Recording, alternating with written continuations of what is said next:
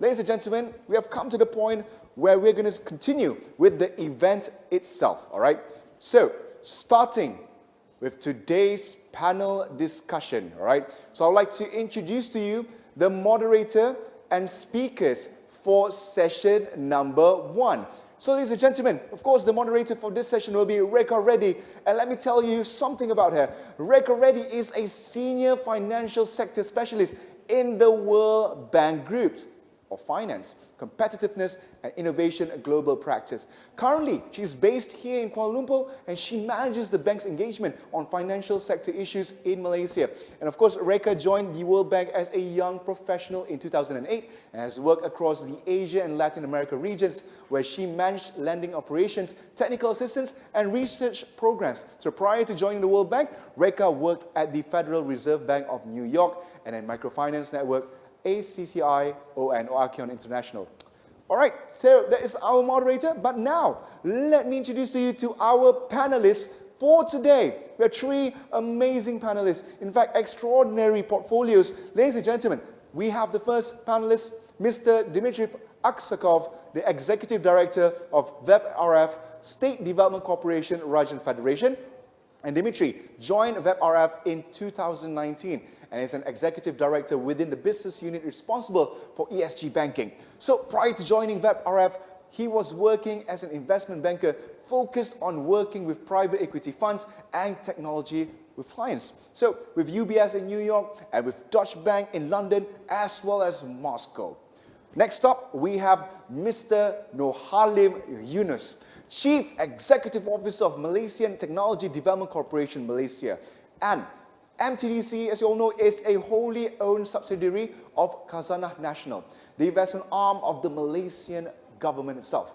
So he has extensive experience in the commercialization of public sector, universities, research resorts, early stage technology ventures, innovation, policy development and fund management.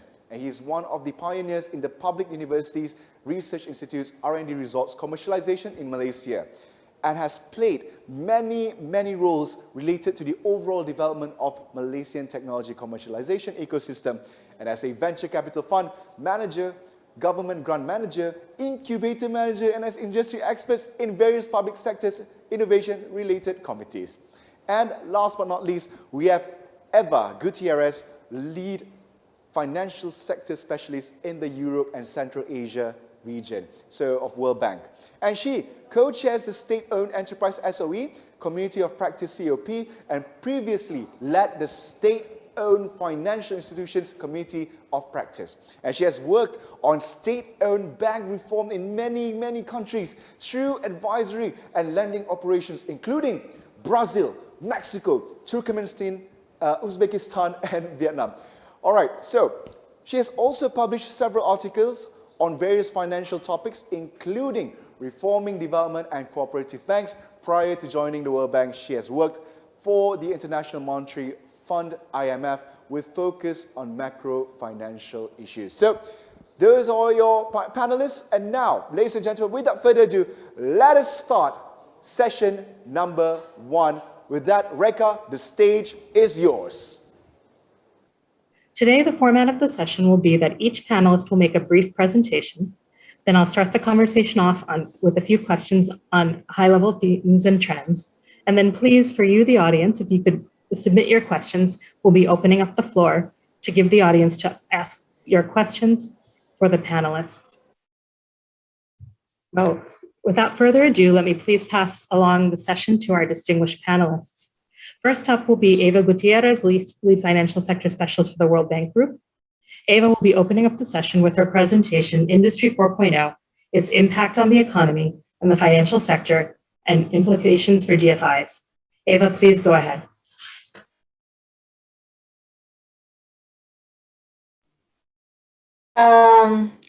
Hi. Good morning, good afternoon, and good night for those who's joining from different locations. Actually, I cannot upload my presentation. Now I can, okay. So I hope that participants cannot see my presentation. Yes. So, well, I wanted to talk a little bit this morning about the impact of the Industry 4.0 and the economy as a whole, and the financial sector in particular, and focus on the implications that this revolution can have for the development financial institutions. When we talk about Industry 4.0, really we are talking about three different set of technologies. There are transactional technologies, which are the ones that help matching supply and demand. These technologies include platforms and blockchain, and some of the applications that we see that they're revolutionizing the way in which we trade include Amazon Marketplace, Alibaba, Uber. A second set of technologies are information and technologies that relate to the processing and storage of information.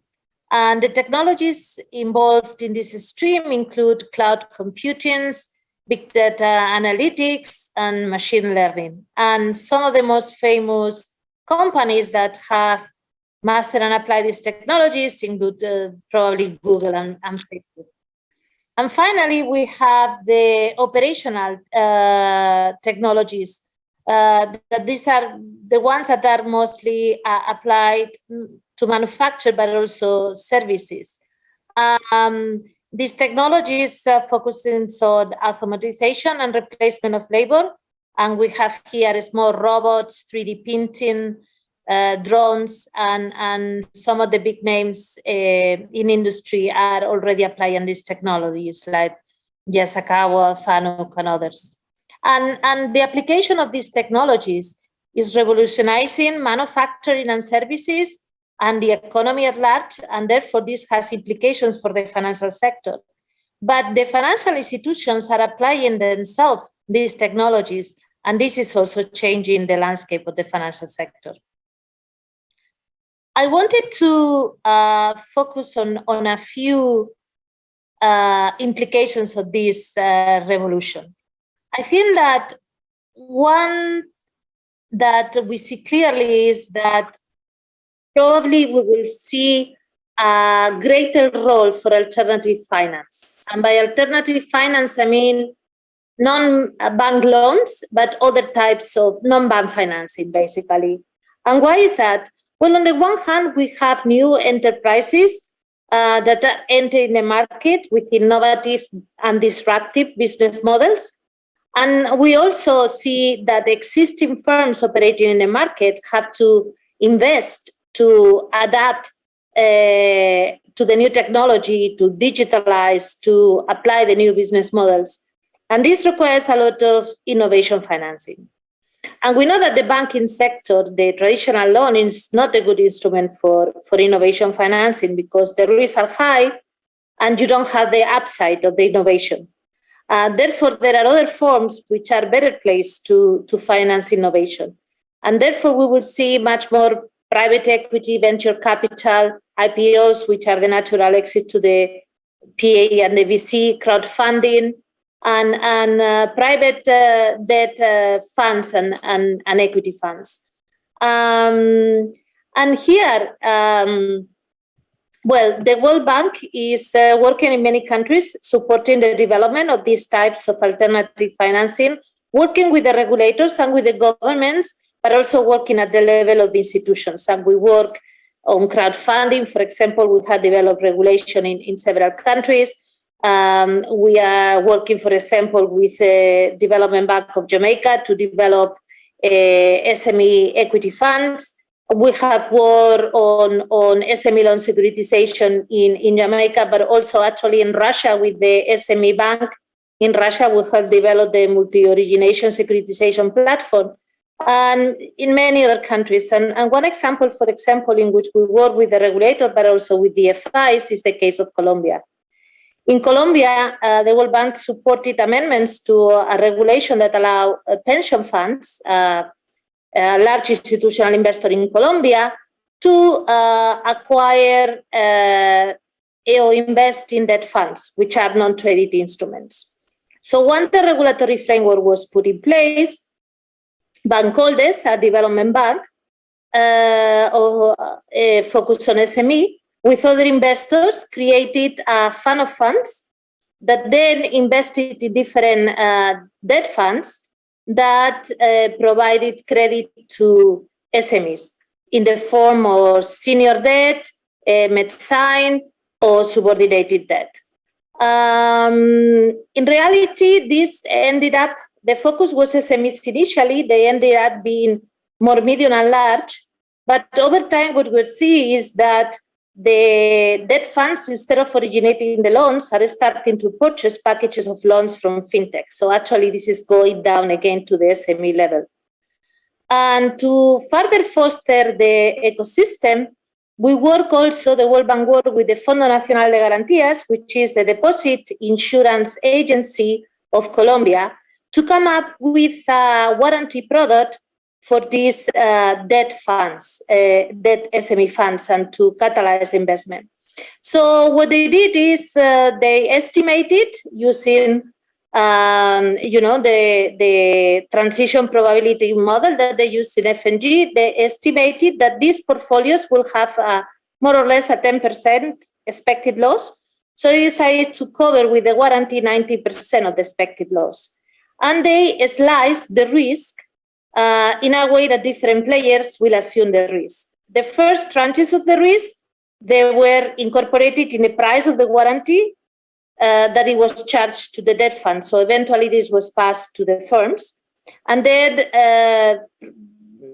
about 1/3 of the 40% of the cost of the warranty was covered by the government of Colombia through FOME, which is a government fund, and also directly through the capital of the National Warranty Fund. So again, this we are seeing how DFIs around the world, they are positioning themselves in this alternative finance space, not only through the investments, but also developing warranty products that will allow capital markets to tap into SME risk. Another consequence that we will see, I think, is that we are going to see more appetite for partial credit warranties. And why is that? Well, we are moving to a world in which we are going to have less tangible assets to use as collateral. For example, now we trade on the web through digital platforms. There is less retail stores, less brick and mortar, and more platforms. The business are more data-driven and less driven they're less reliant on physical assets. And we also see that with the telework, you need less office space, workers can work from home. And also you see starting to see some places a movement from the large cities to less expensive cities and reallocations in the price of real estate. So what we see is, I think that on the part of the regulated institutions, we are going to see a demand for partial credit warranties because there will be less real estate to lend against. The non-regulated institutions, they will be able to lend using information and data, but for the ones regulated, those under Basel requirements that have to allocate capital, etc., I think that public credit warranties are going to be a very interesting instrument also to manage their capital. So therefore, institutions offering public credit warranties, they're going to be having to up their game, using much more efficiently their capital. And that involves moving from individual loan approach to portfolio loan approaches that amount to leverage the capital, and also auctioning of the available resource to institutions which are willing to request less collateral or to offer better conditions to the final borrowers. And this type of innovations or managing the partial credit warranty funds we see already in some DFIs, for example, Banco Estado in Chile or NAFIN in Mexico. The World Bank supports partial credit warranties around the world in the process of creation, scale up, or improving their operations. In a world in which you'll have less collateral and you have more tangible assets, I think that there's going to be also a higher need to lend against these type of assets. And here I want to draw the attention to the experience of Korean Development Bank, who developed a techno banking product in which they lend using intellectual property as collateral. No? So under the Technobank, KDB provides loans against intellectual property, patents, trademarks, and copyrights. The firms who want to obtain a credit, they need to get a techno credit rating by a technology credit bureau, which is licensed by the Korean Financial Services Authorities. This techno credit rating rates the technology, but also the creditworthiness of the firm, looking at what could be the potential value of that technology and as well as the balance sheet of the company. If the rating is above certain threshold, then they can apply for a KDB techno banking product, and then the bank does its own assessment of what is the value of the intellectual property and the amount that they can give on the loan. The intellectual property is typically valued by external institutions which are licensed by the Ministry of Trade or the Korean Intellectual Property Office, but KDB also has its own IP evaluation office. If the loans become not performing, KDB automatically will provision 50% of the loan. And for the recovery of these loans, actually what they do is they sell the intellectual property to especially recovery supporting vehicles, which are specialized. They are investing schemes specialized on IP investment. And the price of the sale is based on the value assessed by external third party.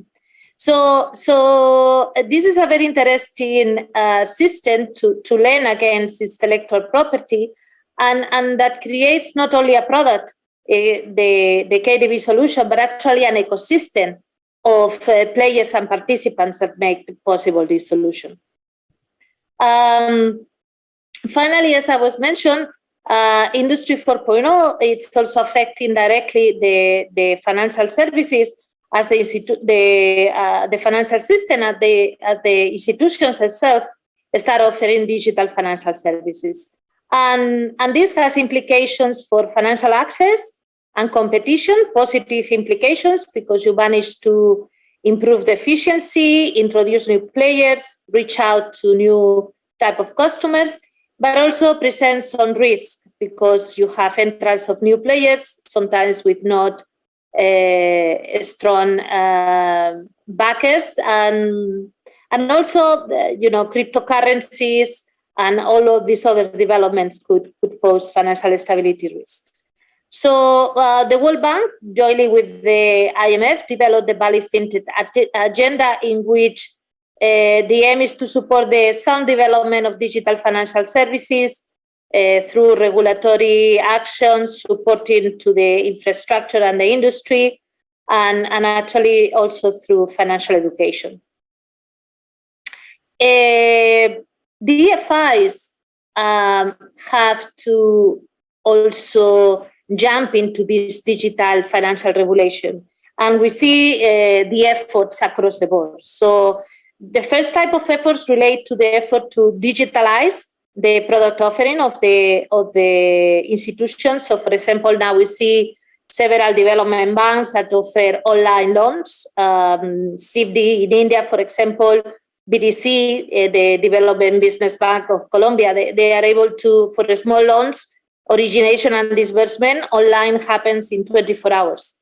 There is also, we see increasingly DFIs supporting the fintech ecosystem through the provision of funding. So, for example, British Business Bank in UK plays a substantial amount of funds through crowdfunding platforms. And we see BNDES in Brazil, for example, has started to lend to fintechs, expanding the range of participants from banks and cooperatives also to qualify in fintechs. DFS also, the DFIs are also launching platforms in which the other financial providers can provide services and compete to create efficiency. Some of these solutions, they have been already many years in practice. For example, an example is the NAFIN reverse electronic factoring platform has been 15 years around. BNDES Cartavenedes product, it's really a small Amazon solution for SMEs in which you have a marketplace and a funding line, or a small Alibaba if you want. But we see new platforms coming up. Bancolex in Colombia is developing Neo Credit. There would be a platform in which SMEs can get loans from different providers. Or BRI Indonesia Mall, in which firms can sell their products and obtain financing as well, and sell the products in 7 countries in the region. Going forward, I think that the next frontier will be DFIs becoming open bankings themselves, in the sense in which, through APIs, fintechs could offer products directly to the customers of the DFI. And to sum it up, this revolution requires a lot of efficiency in DFIs, and it's good to go back to the basics to see what does it make an efficient and a successful DFI. The World Bank just published a report, I think is available on the virtual forum, one of the launches, in which we reflect about lessons learned from efficient development financial institutions. And I think what is important is to identify what is the problem that needs to be solved and figure out what is the best solution. Sometimes it's not lending. It's important to set a mandate that set the incentives right for the institution, complement the private sector, catalyze financing, and preserve sustainability while doing so. Ensure that you are targeting the credit constrained borrowers, that you are trying to mobilize as much funding as possible. Use subsidies sparingly. Subsidies are okay when there are large externalities, but sometimes there is a tendency to use subsidies or provide cheap rates. Sometimes cheap rates is not the problem. And actually that creates some perverse incentives to innovation, because basically ensures demand for your product.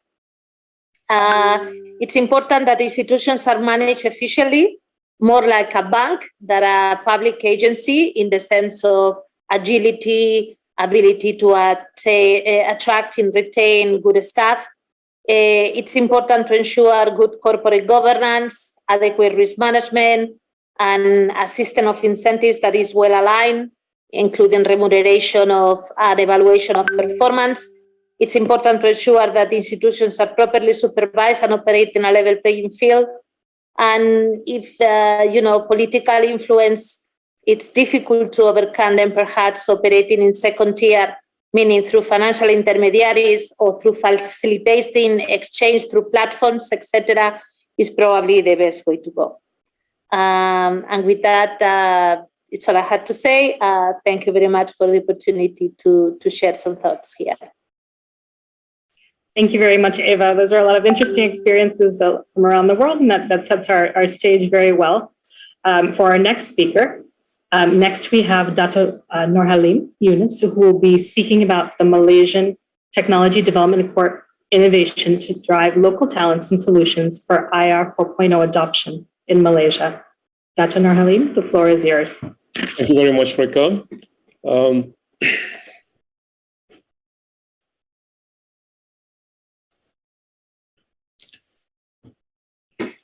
Okay,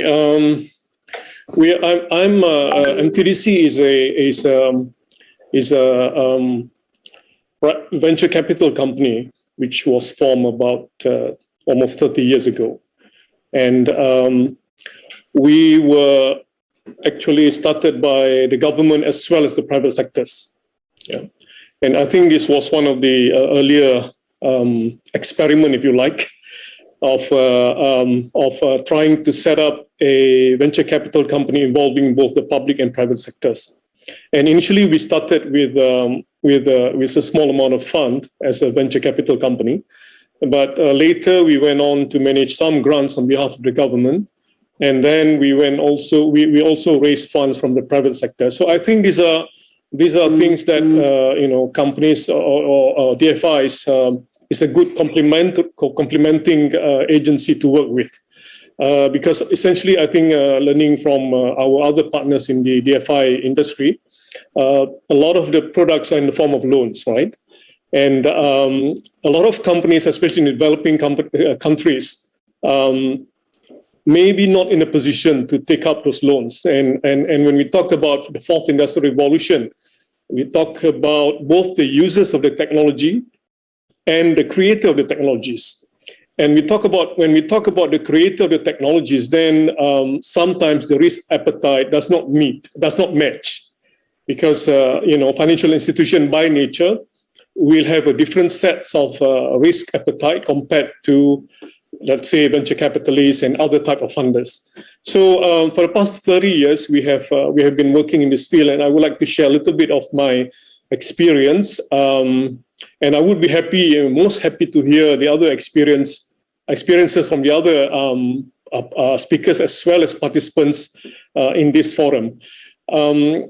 Prasad, I have an issue with my sharing. Can the Secretariat put up the slides? So what I'm going to share here today is one of our programs which we are working on to assist Industry 4.0, and actually in a larger scheme of things to assist companies to move up the technology value chain in the scheme of the fourth industrial revolution. Yeah, because when we talk about developing countries, and in the case of Malaysia, I think I saw Eva's slide just now. A lot of those companies are really world-class, huge international companies, right?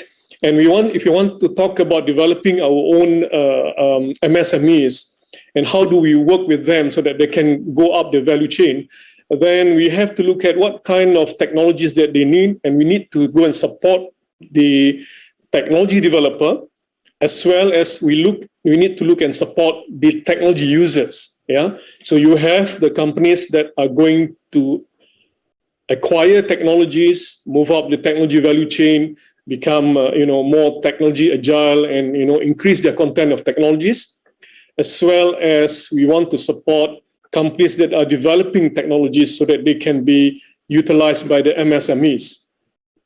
So in this particular case, I'm going to share with you one of our efforts on developing both the developers of the technologies in Malaysia, as well as how do we work together with the other funding partners, including the DFIs, including the crowdfunding, including the PEs and other types of funders, so that we can provide as much as possible a viable option for both sides of the divide. I mean, both sides of the equation to move up the Industry 4.0. That is, the users of the technologies, which are the MSMEs, and the developers of the technologies, which are the local companies developing innovative technology solutions. Next slide, please.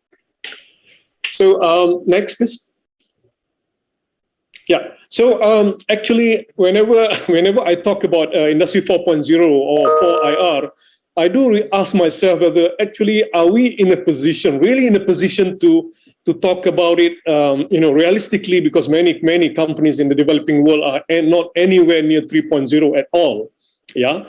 So normally in my talk, I will talk about how do we work with the companies to move up the technology value chain. I don't even talk about them moving up to 4.0 or 4IR because they are nowhere near that. But I think a more palatable objectives would be to see how do we as a government-related entities work with the industry for them to move up the technology value chain, rather than talk about let's go up to 4.0. Yeah, because as we all know, in the developing countries, probably they are 2.7 or anything below 3.0. Yeah. So I think that kind of reality check is important, because then we will see that from the types of financing instruments we need, it has to be very varied. Yeah. Because when you talk about MSME, and then that will be another set of different challenges, because the size of the companies, the market that they address, and other things will be different as well. Yeah. So I think I would be happy to learn from other, DFIs in other countries. How do you look at your target markets in terms of the reality check? Where are they? What do they need to move forward? Who are doing the technology development? What funding do they need? Can they just rely on loans, or do you need to have other, types of instruments so that, we could really do our developmental role in our name as a DFI, right? Okay, next. So next, please. Yeah, so I have already mentioned this. Next, please. Yeah, so in Malaysia, the MSME contribute about 38% to the GDP. That's a number probably about 2 years ago. Now, in the new Malaysia plan, the 12th Malaysia plan, it is projected that the MSME will contribute up to 45%. And in 2030, they are expected to contribute up to 50%. And from the current 38% to 50%, that is about 1.5 trillion Malaysian ringgit. And you can see the challenge there, because, for the SMEs to contribute this kind of numbers to the GDP, they have to be more efficient and they have to be more productive. They have to expand markets. Now, of course, there are many factors, at play. But one of those things would be, how do we get them to adopt technology?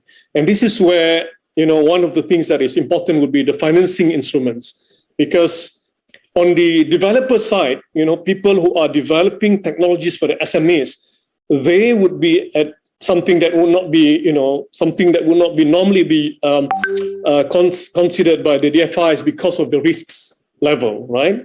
And on the other hand, the government, the country needs to work on developing their own high-tech SMEs who can provide solutions to the other side of the divide, which are the users of the technology.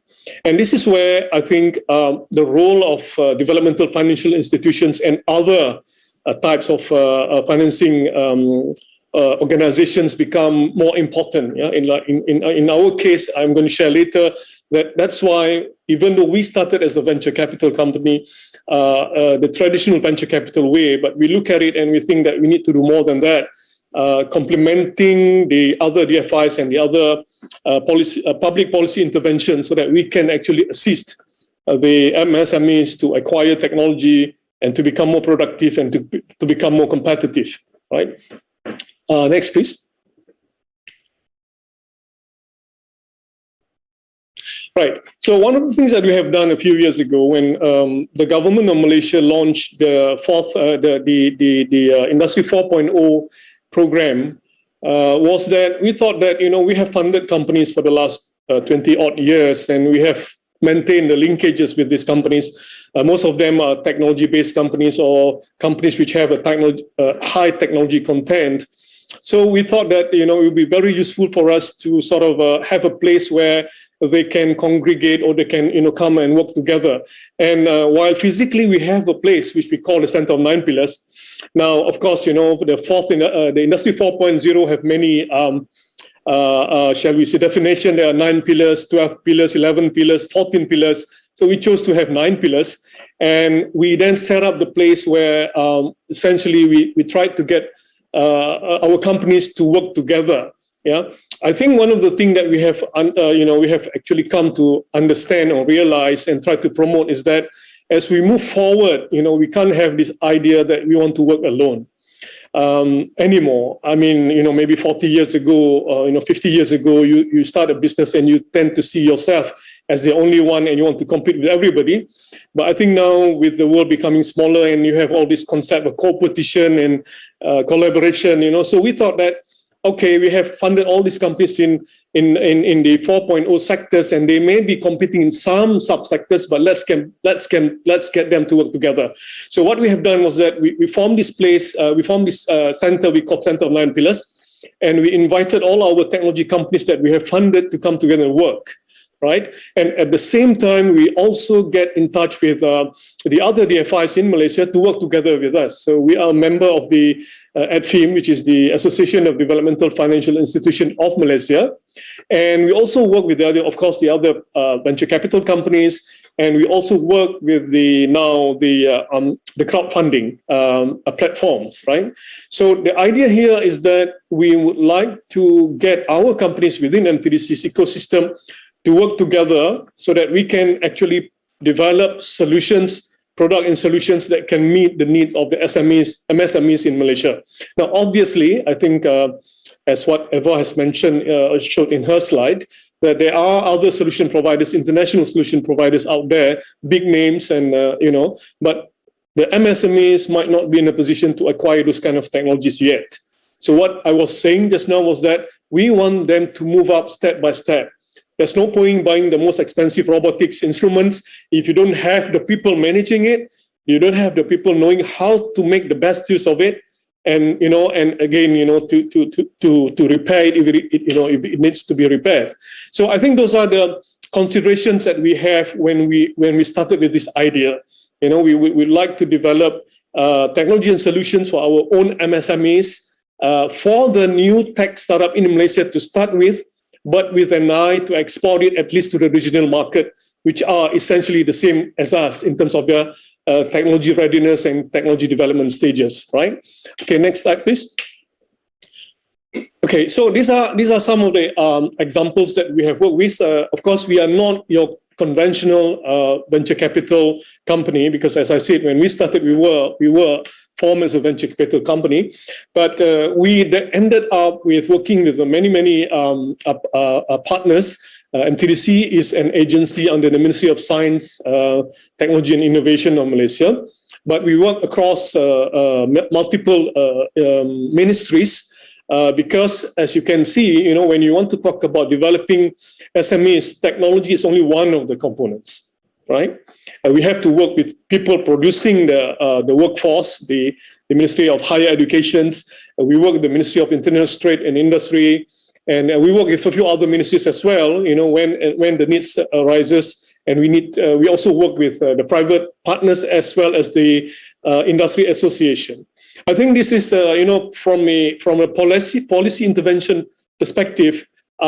While people understand the need of acquiring technology, they need also to consider a lot of other factors. So from a funding perspective, I think it comforts the funder that the intended recipients are aware of all the other things governing the risks of acquiring technology, instead of just about buying equipments and technologies and trying to integrate it into your shop floor. Yeah. So if you can see in this slide, we work with the Chinese Chamber of Commerce, which is very important, because at the end of the day, people need to understand why are they acquiring this technology? How do you integrate it into the shop floor?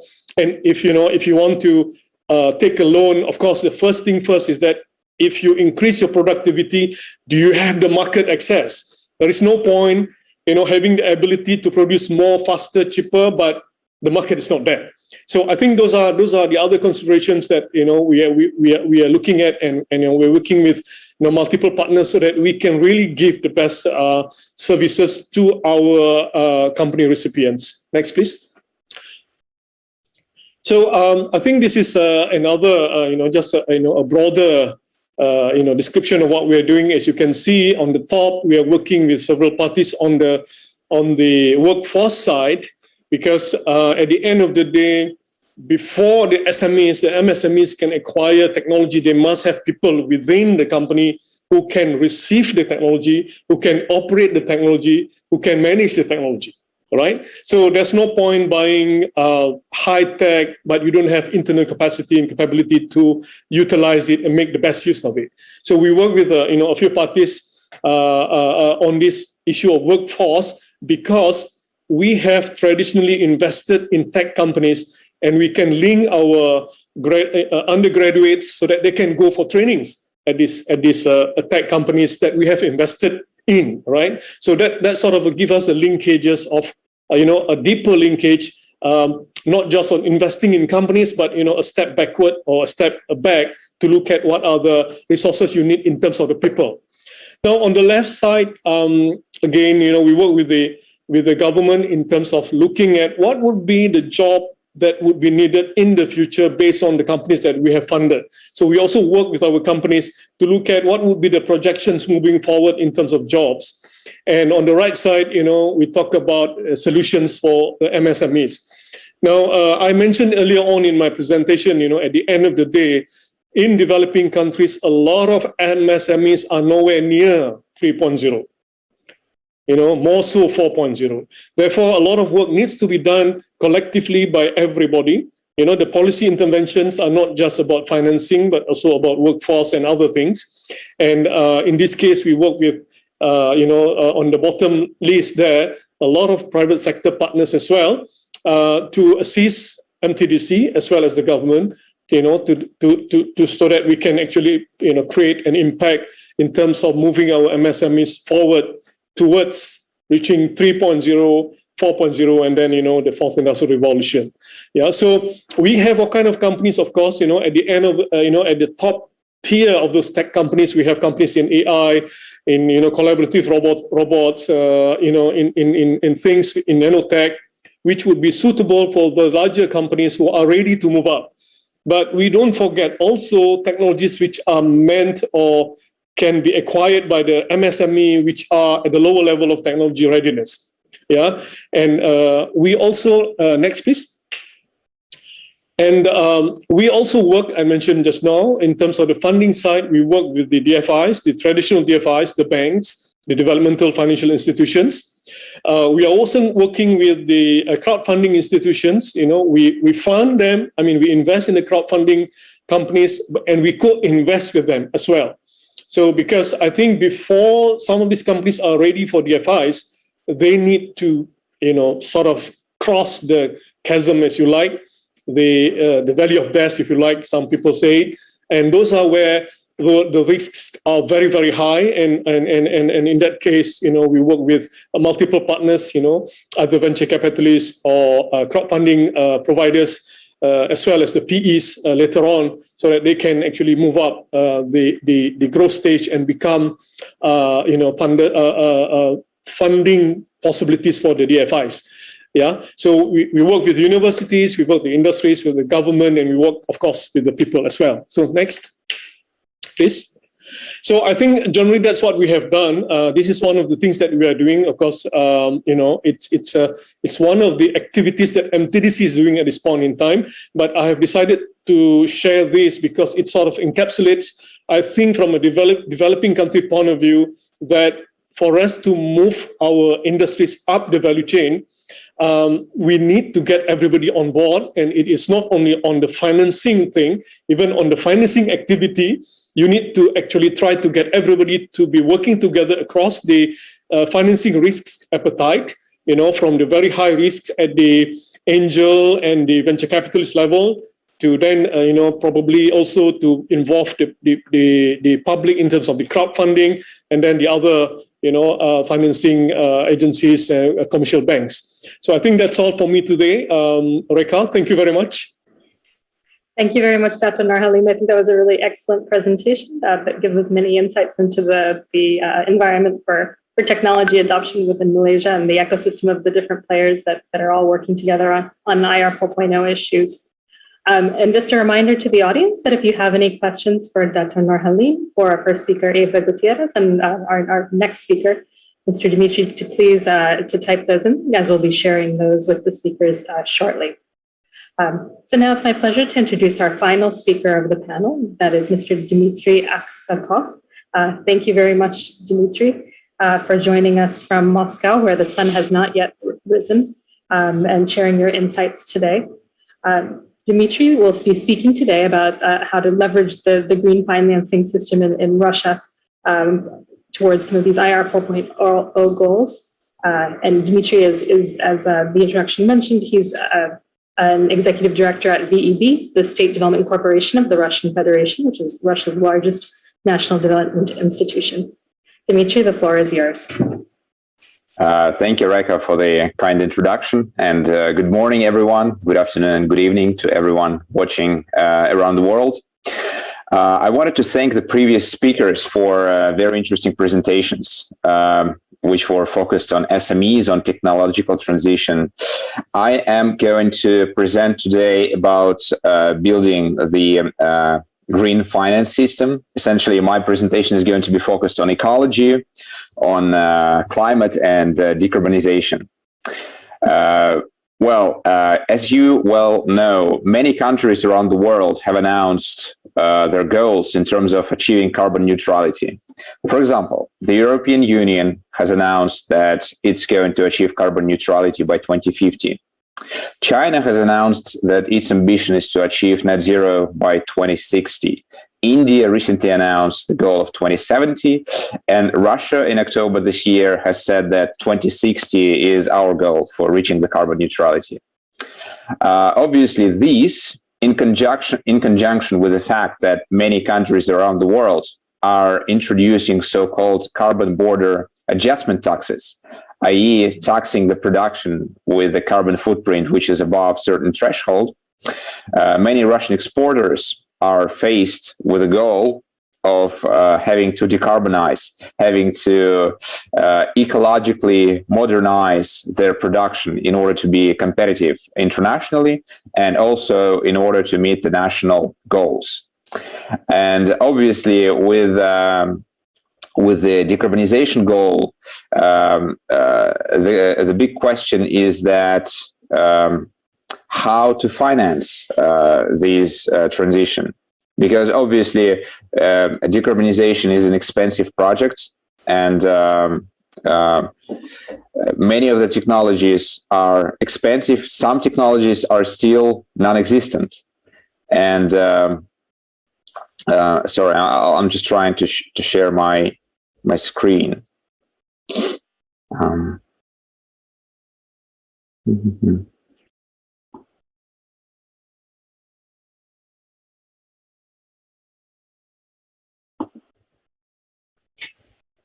Interesting.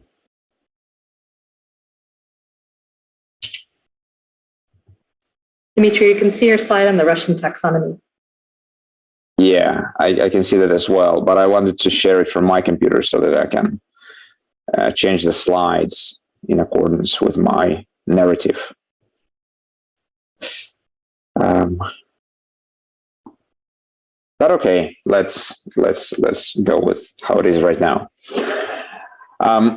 So one of the ways to finance this transition is to introduce a special kind of financing for the local market, so-called green financing. It is very popular around the world. As you can see on this slide, there are many internationally accepted approaches to green financing. For example, the European Taxonomy, the Green Bond Principles from the International Capital Markets Association, also the principles, the Taxonomy from the Climate Bonds Initiative, and many other approaches. And green financing is especially, it's a purpose, it's a special kind of financing, the purpose of which is to finance the ecological projects. And oftentimes it results in more favorable financing terms. Well, internationally, the demand for green bonds, for example, is such that in many cases, the borrowers which attract financing using green bonds can raise financing at noticeably lower rates by a quarter of a percentage point, half of a percentage point, sometimes more, because of the increased demand from investors. In Russia, when we did a survey of the local investment funds and banks, we realized that they are not yet willing to provide financing at more favorable terms, simply because the financing is being raised for ecological projects. So we decided that we first needed to decide the eco-financing, and we needed to introduce the special support measures for the for the green bonds and green loans. Given the fact that internationally there are very well-known and recognized systems which I have mentioned, which are listed on this slide, we decided that we are going to create our own approach, which is very similar to international approaches. It was not necessary to reinvent the wheel, and at the same time, we thought that it would be beneficial for the international investors who will find the Russian system very similar to what is available internationally.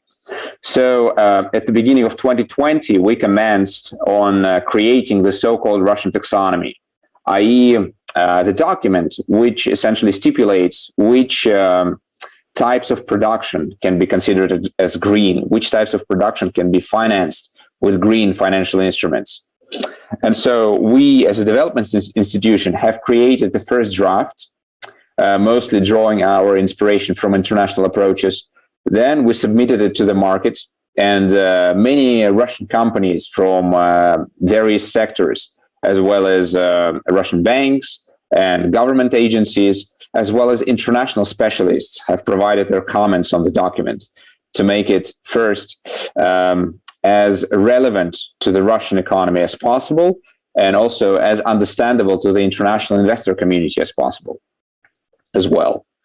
And so as a result, in September 2021, the Russian taxonomy was released in the form of government decree. So it's an official Russian document, which essentially says which types of projects can be financed with green instruments. And right now, there is a working group under the Ministry of Economic Development, which is working on support measures for green instruments to kickstart the development of the Russian green financing market. The support measures I'm talking about are the government subsidies for such projects, as well as tax breaks, as well as special regulation from the Russian Central Bank. The exact measures have not been decided upon yet, except one. There is already one green subsidy, which is working in Russia. This is a subsidy of the Ministry of Industry and Trade. It essentially subsidizes from 60 to 90% of the coupon payments on green bonds issued to finance specific projects aimed at switching to best available technologies, best available ecological technologies. But as I mentioned, other support measures are in the works right now. Next slide, please. This slide essentially lists the key documents that have been developed, the guidelines, essentially the manual as to how to issue a green bond, and the taxonomy, which is the list of types of projects which can be financed with green financial instruments. Next slide, please. And next slide. I'm just going to quickly mention the key, next slide, please. On the next slide, we will see the key areas of activities which can be financed with green financial instruments. These are such areas as recycling and processing of waste, green energy, renewable energy, mostly green construction, for example, energy efficient buildings, green industry, which relates to most ecologically advanced production plants, green transportation, mostly has to do with electric and hydrogen powered transportation, water supply and sanitation, natural landscapes, rivers and biodiversity, and green agriculture. And next slide, please. In addition to the green taxonomy, we have developed a so-called transitional taxonomy or adaptational taxonomy. When analyzing the Russian economy, we realized that the classical green finance areas, such as renewable energy or electric transport, are still very small parts of the Russian economy, whereas it is still very much dependent on such industries such as oil and gas, for example. But there are many projects, many types of projects which can be implemented in those industries, which have positive eco effects For example, utilizing the associated petroleum gas on the oil production plants.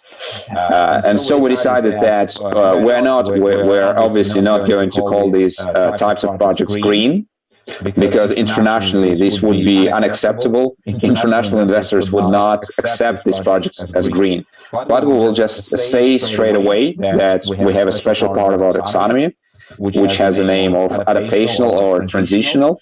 And the Russian state is also coming up with support measures for financially supporting such projects.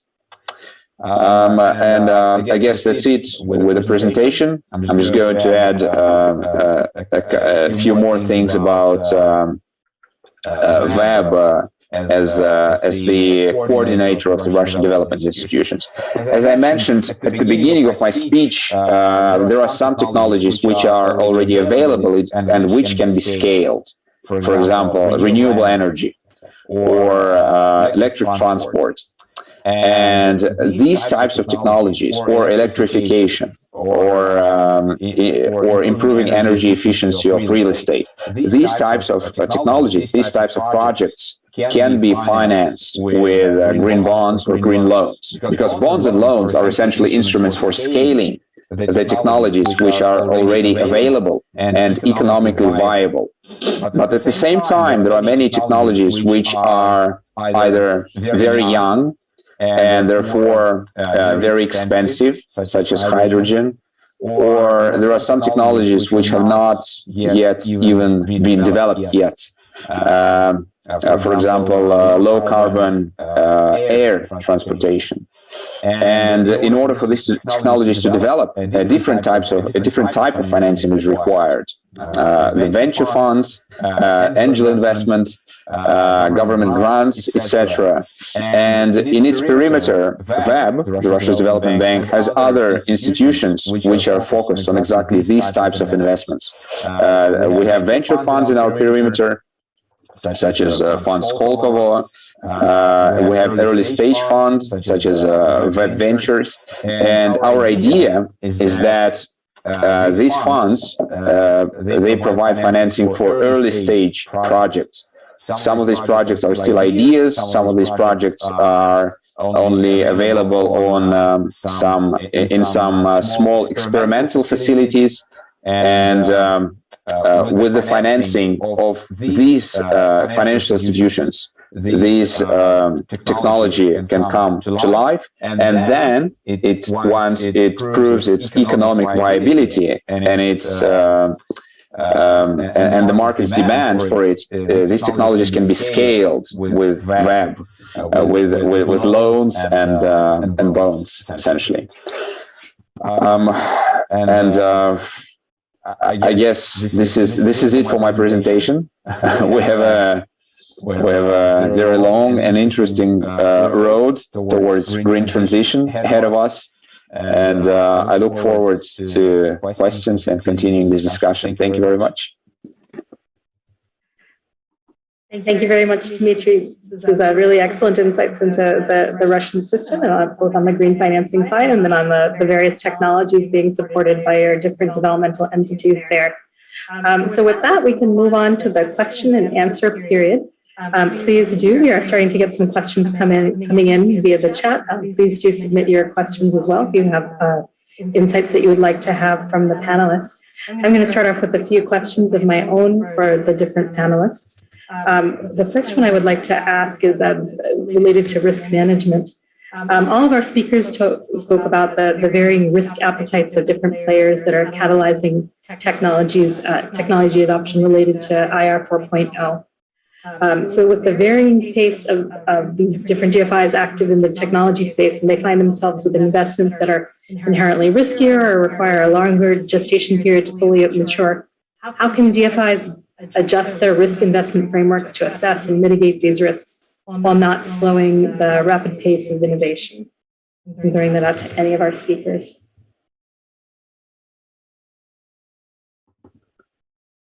Well, sorry. Sure. Sorry, Dato. Yeah, I'll just quickly answer from our perspective. Well, those venture funds in our perimeter that I have mentioned, they naturally have a risk profile geared towards high-risk investments related to new technologies. And we, as a large financial institution which is focused on loans for scaling technologies, understand that internationally the Russian exports with a high carbon footprint will not be acceptable in the not too distant future. Therefore, we are also adjusting our own risk model in our credit process to take those risks into account, essentially to take the risks of companies not having a low carbon strategy or not doing ecological modernization at their facilities. So we're adjusting our risk processes. Thank you very much, Dmitry. Dr. Norhalim, did you want to come in as well? Yeah, I mean, as I mentioned, I think there is a need. I mean, there's always been a need to sort of link all the players, vertically, from those who are playing at the very high risks level to those who are, to the commercial funders like commercial banks. We are regulated by the central banks. So I think partnership is essential. And I think now with the crowd platform, it has made it more options for partnerships. And in our case, we found, we work with the DFIs, the commercial banks, the crowd platforms as well, because I think from our perspective of trying to develop companies, especially technology companies, then we need to follow through from the highest risk level when they start to the lower risks level, if you like, when they are for expansion stage. So I think this is something that is very useful for especially a lot of developing countries, because I think the private sector's the private sector's funding spectrum might not be as varied as what you have in the US, right? Because a lot of developing countries sometimes look at Silicon Valley and say, look, that's how they do it, let's do it. But, we don't have, if you look at it horizontally, you don't have as many players covering all the technology fields. Horizontally and vertically, you don't have, the numbers to look at early stage, expansion stage, and later stages. So I think there is more need for players in developing countries to work together. Thank you very much. My next question. Sorry, go ahead, Eva. On my side, a reflection, and I think that there is a spectrum of innovation, from the generation of new business models and new technologies to the adoption. Everything is innovation, as we understand it at the World Bank. But these different stages require different financial instruments. And I think that we are now seeing DFIs starting to expand the range of financial instruments. So from the traditional lending, they moved into venture capital, private equity, but now we see them positioning in new instruments through, for example, debt funds with different structures of debt seniority, much more structured financing, and occupying the whole spectrum of financing possibilities. And I think that DFIs are an important, by developing this range of products, by allocating funds to support the development of the ecosystem of these providers, so investing in fund of funds and trying to create the providers. They are playing a very important catalytic role. But it's important to mention that, as Mr. Yunus says, you have to work together with the innovation system with the incubators, with the universities, etc. The financing has to be associated with that. That doesn't mean that the DFI needs to do it, but that the investment funds in which DFI participates had to be integrated on the IT space. And also, it's very important. What we see in many countries is the regulatory framework is not there. That's why we need to work on the regulatory framework to make sure that institutional investors can invest on these new structures. They can go into unlisted instruments. So it really takes a village, as they say in the United States, and you need to have all these different DFIs are very important element, but they cannot do it alone. So it's important to put all the pieces.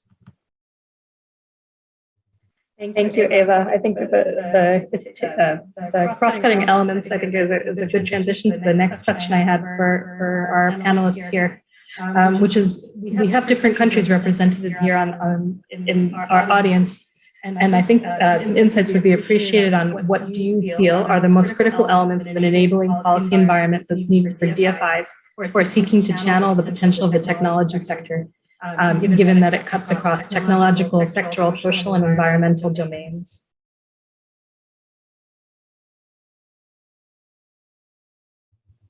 Dmitriy, maybe you can start.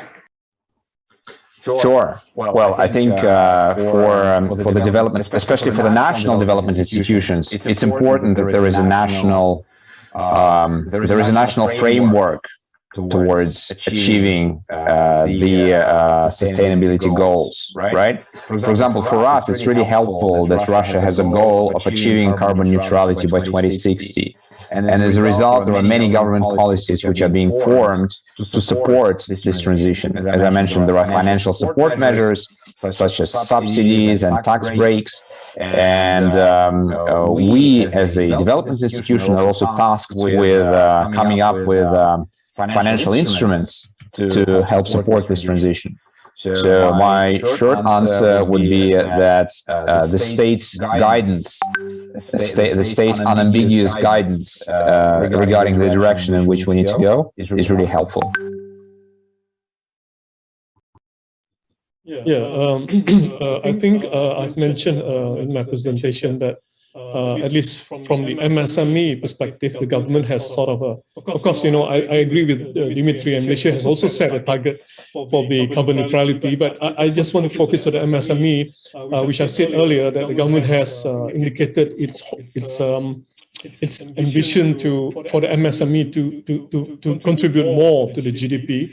And I think, if you look at this target that has been set, you will definitely require all the financing bodies, both public and private, as well as other supporting bodies, to work together to get the MSME to move forward.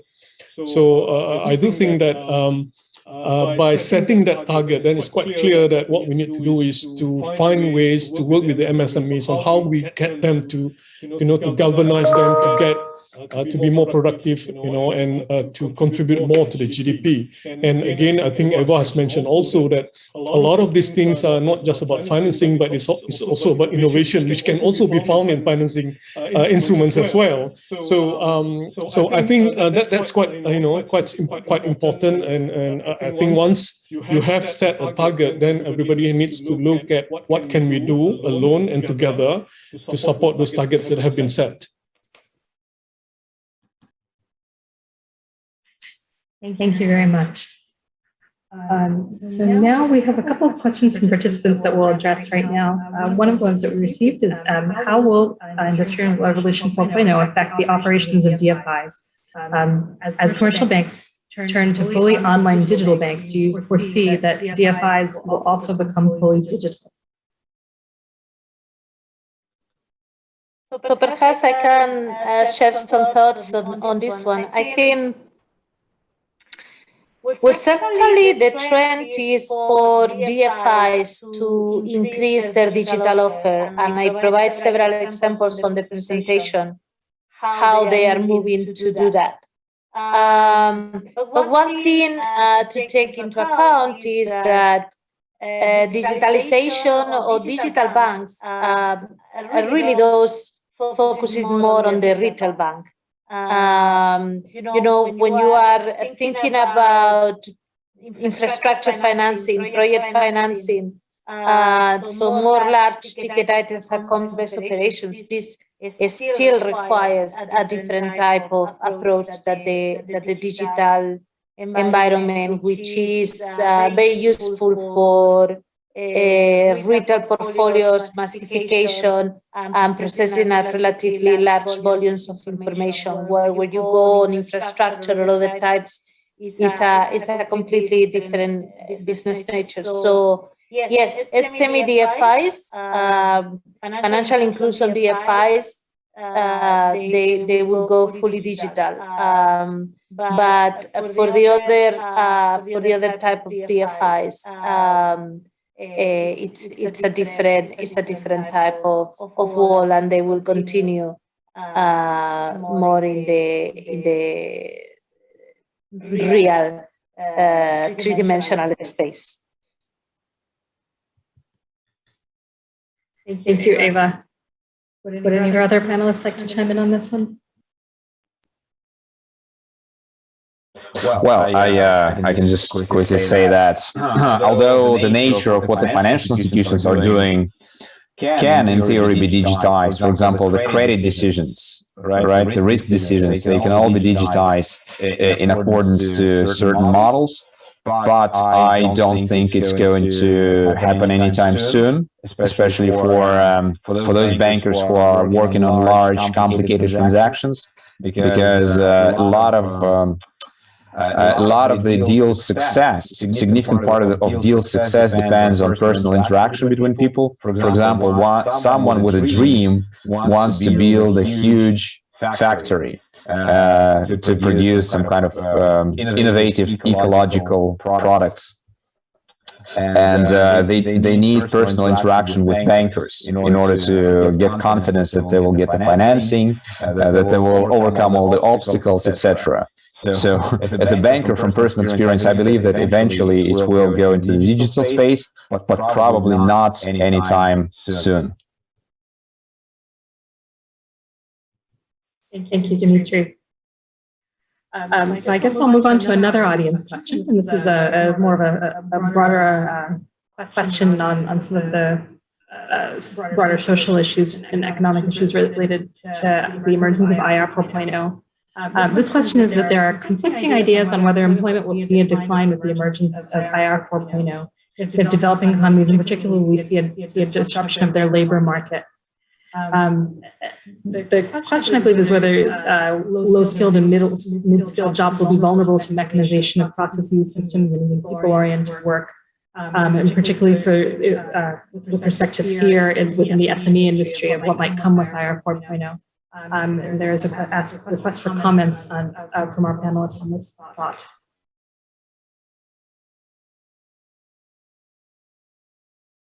If I may,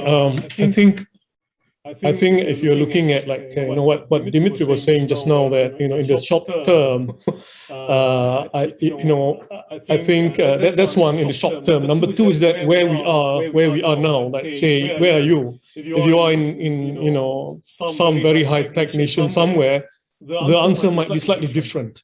Right, but if you are in a developing country, the answer will be different. And again, within that particular country, which sectors are you talking about?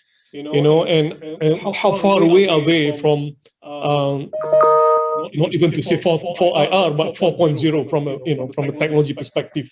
So I think the answers will be quite varied depending on which country, which sectors, and where they are at this point in time.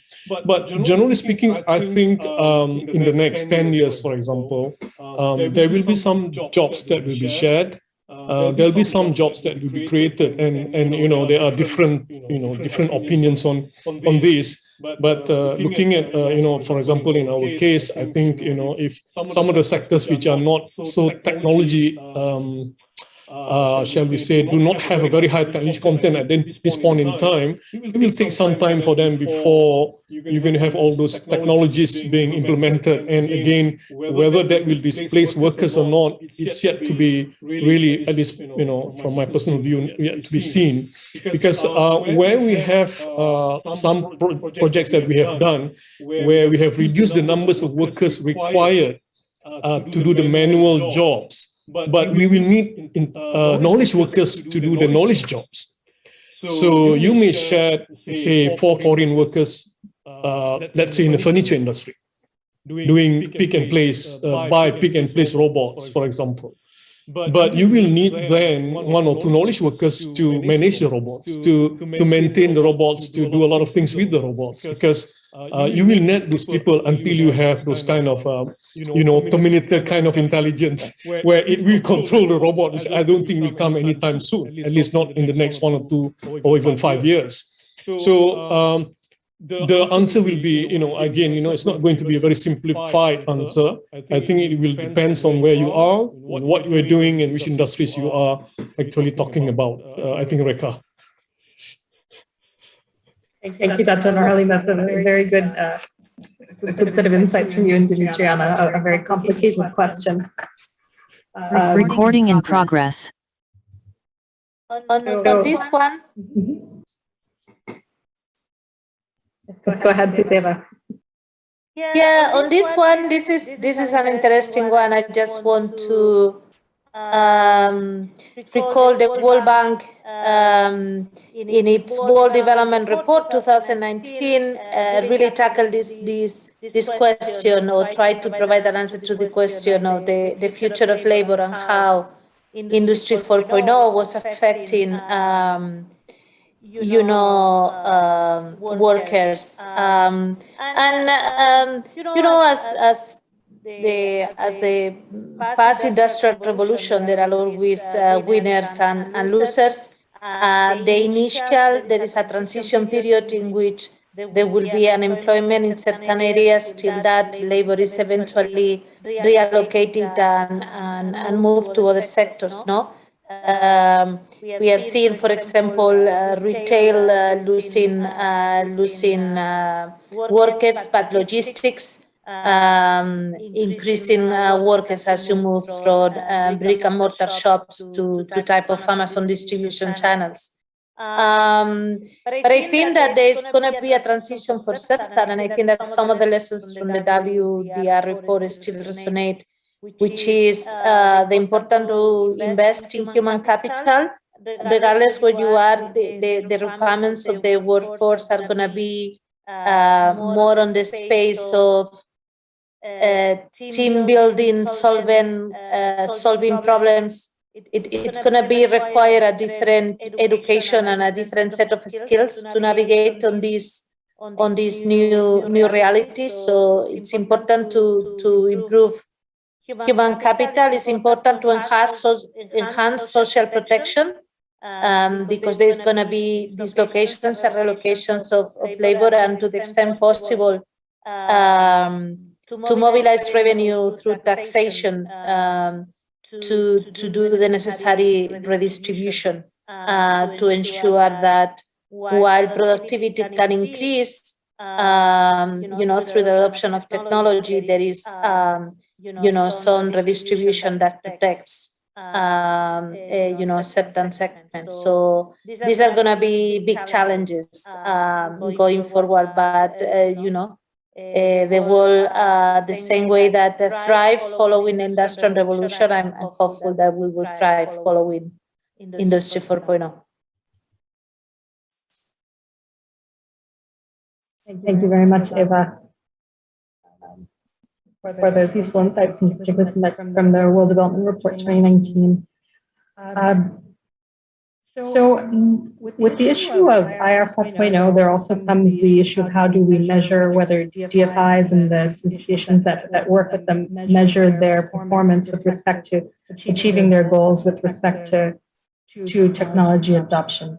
How would you recommend for institutions to measure the additionality of their investments or of their initiatives related to Industry Revolution 4.0? What type of data should be captured, and what do you wish could be captured? Eva, do you want to start with that one? Sure, happy to. So I think that good monitoring and evaluation systems require both a combination of KPIs, performance indicators that are collected at a certain frequency, as well as more, periodic but rigorous impact evaluation studies that will allow us to ascertain what's the economic impact of the activities. In the performance indicators, I think that there is also an opportunity to go beyond the traditional indicators that measure the outcomes, that measure the outputs or the amount of funds mobilized to a particular firm or a particular sector or a particular target, and start thinking also about collecting indicators of employment generating